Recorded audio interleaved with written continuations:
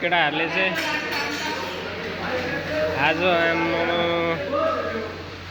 Happy Shivaratri Aleshwar त्यहाँ cricket पनि चल्दैछ हो।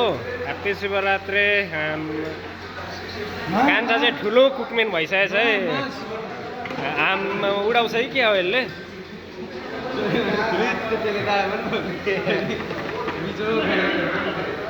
आज यसले मासु खान नपाएर रिसाइरहेछ यो चाहिँ पुरा।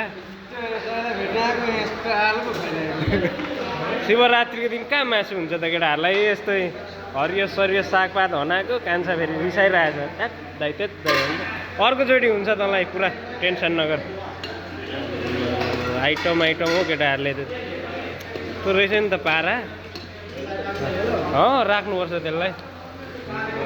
हाम्रो चाहिँ किचन यस्तो छ केटाहरू। कुकमेन के खुद उडाउँछ त नि। नेपालले नचिनेको कुकमेनहरू पो छ त यहाँ त।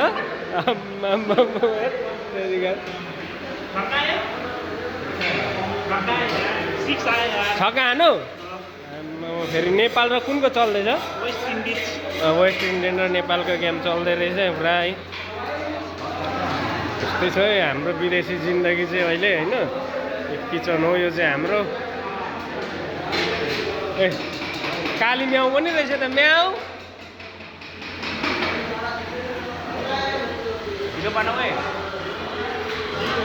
प्रितम दाईको एन्ट्री हो भइसकेछ त। लौ यहाँनिर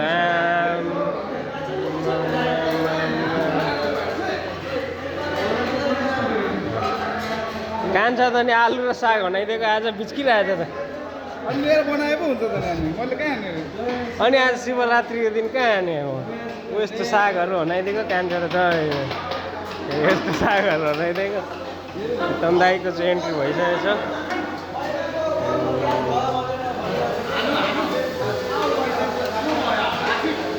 आउट भयो दाजु। आउट ल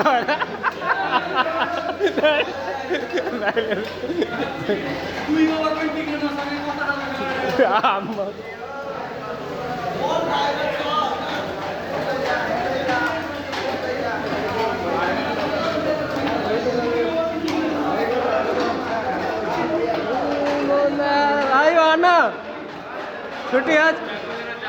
हाँ चाकू चाहिए? चाकूले त खान्छ।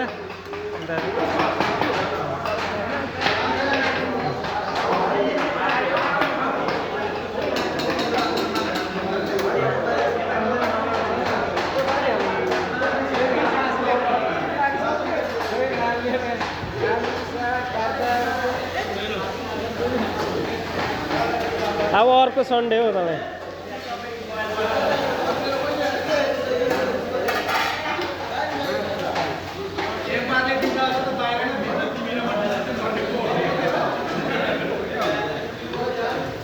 रमाइलो छ है रमाइलो। सबैजनालाई ह्याप्पी शिवरात्रि।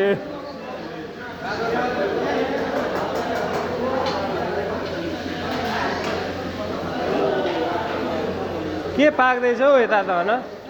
के पाक्दैछ दाजु? लजै राख्नु भएको। के पाक्दैछ दाजु? हो र? के पापड होइन र? ल पुरा चल्दैछ यता फेरि क्रिकेट म्याच। आज नेपालले जित्ला त दाजु? जित्दैन है?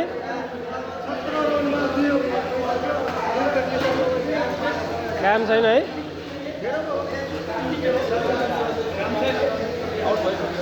केटाहरूले जित्छ आज भर्खर त। आज अब खेल्दै सुरु हुँदैछ। यस्तै ड्युटी सकेर आएपछि रमाइलो गर्नु यस्तै हो खुसी भनेकै।